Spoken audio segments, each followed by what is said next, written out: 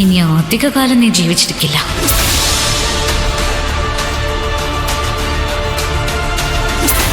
സാരില്ല, ഇതൊരു മുന്നറിയിപ്പായിട്ട് എടുത്താൽ മതി.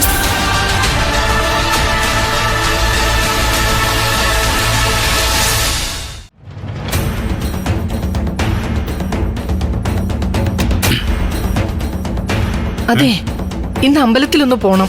നിങ്ങൾ വരുന്നുണ്ടോ? പെട്ടെന്നെന്ത് പറ്റി? എല്ലാവരുടെയും പേരിൽ ഒരു വഴിപാട് കഴിപ്പിക്കണം. ദൈവാനുഗ്രഹം ഇല്ലാത്തോണ്ടേ ഇനി ഇവിടെ ആർക്കും ഒരു അപകടവും പറ്റണ്ട. അപകടം? ആ അതെ, അപകടം. ദേവികയുടെ കല്യാണം ആലോചിച്ചതേ ഉള്ളൂ. ആ വീട്ടിൽ സംഭവിച്ചത് എന്താണെന്ന് അറിയാലോ. നിൽക്കുന്ന വീട്ടിൽ അങ്ങനെയാണെങ്കിലേ കെട്ടിക്കേറി വരുന്ന വീട്ടിൽ എന്തായിരിക്കും? എന്താ ചേച്ചിയമ്മ ഇത്? ശരത്തിന് അപകടം പറ്റിയതില് ദേവിക ചേച്ചി എന്ത് പഴിച്ചു? മോക്കറിയില്ല. പറയുമ്പോ അന്ധവിശ്വാസം പ്രചരിപ്പിക്കുകയാണെന്നൊക്കെ പറയും. താലി കെട്ടിയപ്പോ തന്നെ സുധി ഒരു അപകടത്തിൽ മരിച്ചില്ലേ? ഇപ്പതാ രണ്ടാമത്തെ സംഭവം ഉണ്ടായി. അതിന് ശരത്തും ദേവികയും തമ്മിൽ എന്ത് ബന്ധം? ശരത്ത് ആ അപകടത്തിൽ മരിച്ചിരുന്നെങ്കിലോ എന്ത് സംഭവിച്ചേനെ? ഈ കല്യാണം ഉടനെ നടക്കുവോ? ഓരോ സൂചനകൾ തരുവാ ദൈവം. മനസ്സിലാക്കി പ്രവർത്തിച്ചാലേ തടി കഴിച്ചിലാക്കി എടുക്കാം. ചേച്ചിയമ്മ പറയുന്നതിനോട് ഞാൻ യോജിക്കുന്നില്ല. ദേവിക ചേച്ചിക്ക് ഒരു കുഴപ്പമില്ല.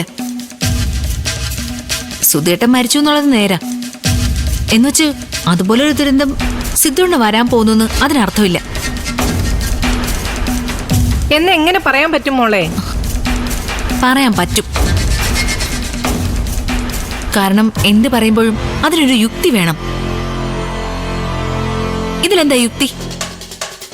പിന്നെ കേൾക്കുന്നവർക്ക് മനസ്സിൽ ഭയം ഉണ്ടാക്കാൻ പറ്റും.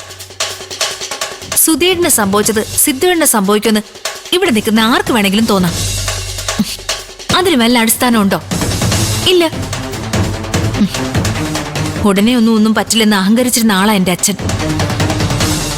എന്റെ അച്ഛൻ മരിച്ചില്ലേ? മരണം, അപകടം ഇവയൊന്നും നമുക്ക് മുൻകൂട്ടി പ്രവചിക്കാൻ പറ്റില്ല ചേച്ചിയമ്മേ. അതുകൊണ്ട് ദയവ് ചെയ്ത് ശരത്തിന്റെ ആക്സിഡന്റും ദേവിക ചേച്ചിയും തമ്മിൽ ബന്ധപ്പെടുത്തി സംസാരിക്കരുത്.